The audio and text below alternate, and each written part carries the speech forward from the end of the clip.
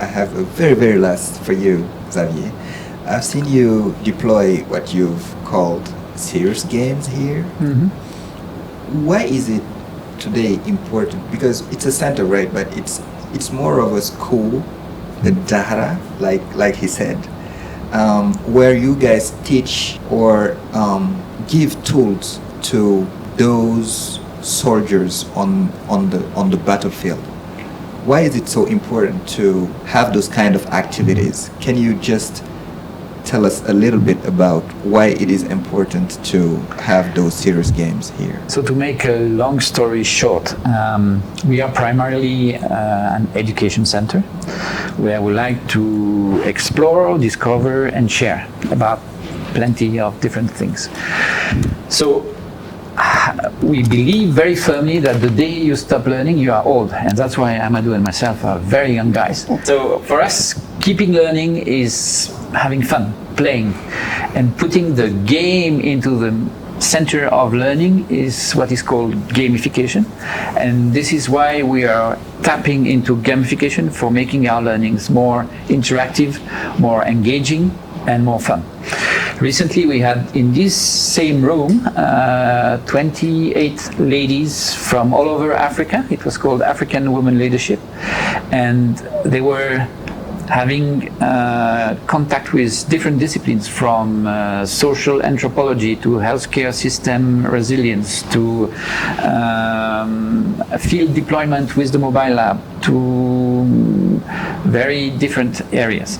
So we introduced one morning of serious game simulation where we gave them some frame. It was basically an epidemics, an outbreak of a strange virus in Banda Fassi, and the samples were mixed with other samples and analyzed in Tambacounda.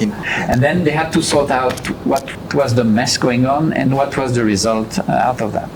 So it was technically challenging. There was mathematics in the middle. There was a lot of confusion. The groups were not allowed to speak with each other at the beginning. So it was very competitive.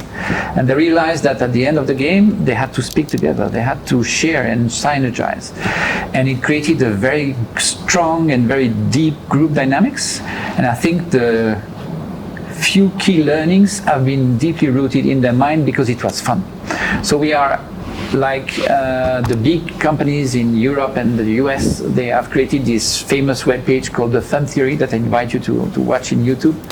How could you make an unpleasant experience fun so that you can go through and walk through it in an engaging manner? So that's why we are always mixing our simulation with some gaming aspect so that we can deliver a very engaging experience and a very engaging moment for the people who work with us. I don't believe we can end this podcast without foreseeing the future and the role of AI in this future you are building. In a very few words, for you, what will be the role of AI in what you guys are actually building here in Africa? Amadou. We live in a period where we will see AI everywhere. What I see in the future is all the activity that we're doing would be hugely impacted by AI in our capacity to predict, in our capacity to interact, in our capacity to design. And that's why I think, for me, it's a huge opportunity of leapfrogging.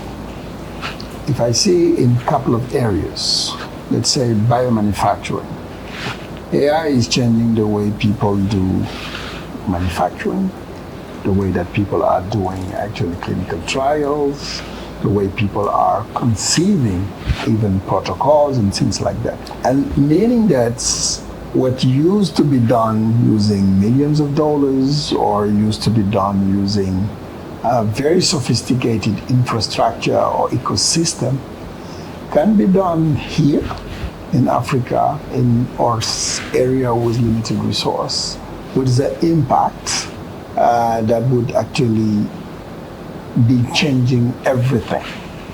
Meaning that it's clear that the future of Africa is not the past of the other countries.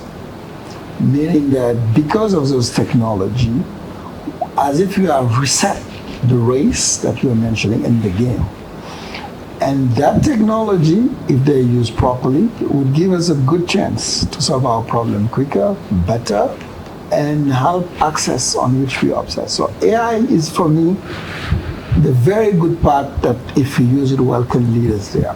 Obviously, there are some adverse, what I would call adverse effect, or area in which we have to be cautious, how they use them, how to have critical thinking about what AI is generating, or at least so that people are thinking in terms of job creation and things. But these are the things, that happen with any new technology. So that's why I think I see this in an optimistic way. And when I say optimistic, I keep talking about famous quotes from Winston Churchill. When he said, like, a difference between an optimist and a pessimist is that the optimist see opportunities in any difficulties, while the pessimists see difficulties in any opportunities. So I want to see AI as something good for the future and be optimistic about it. Yeah, I think what thrills me the most about AI is, so we had the first generation where AI was making our life simpler. It was helping us to sort out all kinds of problems, from analyzing medical data or images to make the diagnostic more accurate, to the second generation where we have generative AI, where we really, out of the blue, generate some new solutions. I give you a very simple example. Multiplying matrices is at the heart of computing, and humanity have been working very intensively to improve the algorithms for multiplying matrices, and we were reaching like a limit, and we were not sure that any human mind could overcome that limit. And I think it's 2 years ago, they submitted this very same problem to AI, and 25 new algorithms out of the blue were discovered that were better than the best solution we had at the moment. So we have now a possibility to go beyond what the human mind is doing. So this is, for me, absolutely exciting, especially because biology, and we realize that, and I think it's why I moved to mathematics, realizing that biology is just information science. What we call the magics of all these little machines working into a cell is just computation. So we have programs, we have codes, we have all kinds of algebraic structures inside cells, and this is a blessing for AI. So I think we are just at the beginning of the journey. We are discovering, we are understanding, we are improving and augmenting our capacities. And I have two friends. One says, my best employees is ChatGPT, and I think it's true. It's automatizing the boring things. And the other one says that we should keep the human in the center. And I think this is also a very, very deep recommendation. And this person, she is, I think, my balance. I'm more on the technical side, and she brings always a human-centered vision. And I think it's good to mix the 2 points of view, to have human augmented by this technology and not the reverse.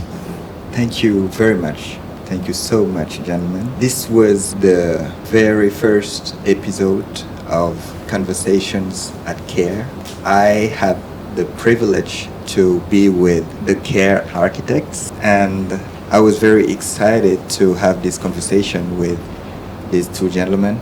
Thank you very much for your time, gentlemen, and also everyone watching us. Let's say see you next time for the next episode of Conversations at CARE. Thank you. Thank you, Demba. Thank you. Thank you very much.